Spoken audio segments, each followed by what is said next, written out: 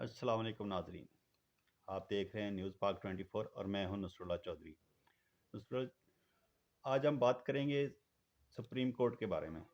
कल की समाअत देख के हम सब को कोर्ट में मौजूद थे, और कल देख के हमें अंदाज़ा हुआ हमारे कोई बहादुर जज भी हैं और गैरतमंद जज भी हैं।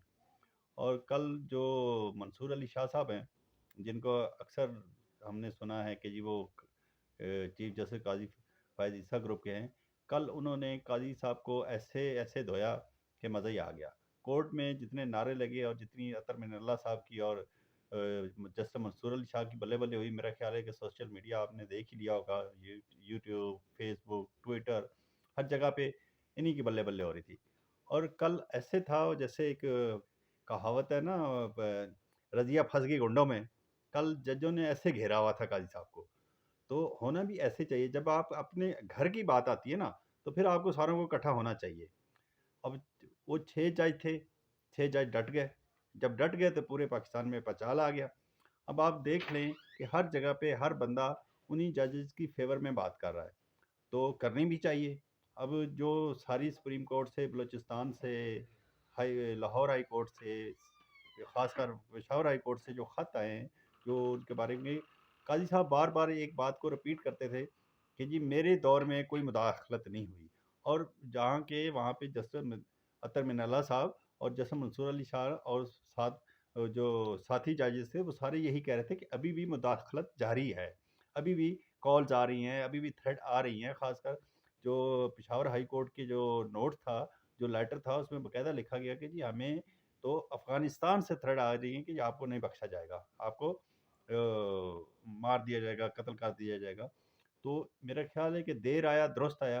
अगर अब सारे इकट्ठे हो ही गए हैं, सारी जगह अगर अल्लाह अल्लाह करके इकट्ठे हो ही गए हैं, तो काजी साहब को भी थोड़ा सोचना चाहिए और इनका साथ देना चाहिए। ना कि आप हुकूमत का साथ दें और अपनी एक्सटेंशन के लिए या जो भी वटेवर जो भी चीज़ है बीच में, उसको करने के लिए आप कानून को और इंसाफ को कत्ल ना करें। आप फ़िलहाल जो इस टाइम सिनेरियो है, जो हालात बने हुए हैं, अब ये कोई 2080-90 की दहाई नहीं है।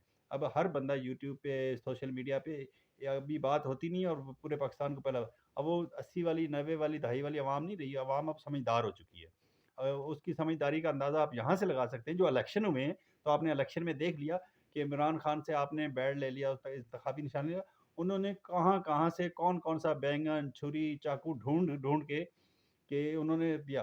तो मेहरबानी करें आप, अवाम के ऊपर ना करें, अपने अपने इदारे के ऊपर मेहरबानी करें। और दूसरा, सहाफ़ियों की बात करते हैं, तो कल इमरान रियाज़ भी वहाँ पे थे, हामिद मीर थे। तो सुनने में आया है कि जी वो अरशद शरीफ कत्ल केस का जो मामला है, उसके ऊपर भी कोई दरख्वास्त दायर कर दी गई है। और हामिद मीर साहब, चलो देर आया दुरुस्त आया, चलो अगर इसके ऊपर अभी भी मेरा ख्याल है कि अगर अमल पैरा हो जाए और इस पे काम हो जाए, तो मेरा ख्याल है कि कोई इंसाफ मिल सके। और दूसरे एयर वाई के बड़े आजकल वो नून लीग के सहाफ़ी कम और नून लीग के तर्जमान बने हुए हैं। क्या नाम है उसका, अयूब, हसन अयूब।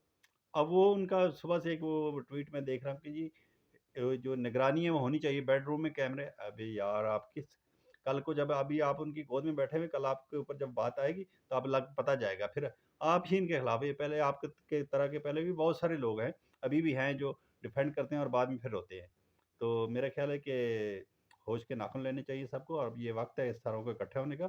अब ये तब्दीली का साल है, अभी 2024 में मेरे ख्याल बहुत सारी चीज़ें चेंज हो गई हैं। तो आप भी वक्त को देख के, हालात को देख के, और आवाम के टेम्परामेंट को देख के, और उसके हिसाब से चलें। अब वो बंद कमरों वाली सियासत वो ख़त्म हो गई है। अब किसी का फ़ैसला नहीं माना जाएगा, फ़ैसला वही होगा जो आवाम का होगा। आज तक के लिए इतना ही काफ़ी है। कल इंशाल्लाह दोबारा नई वीडियो के साथ हाज़िर होंगे, तब तक के लिए इजाज़त। अल्लाह हाफ़िज़।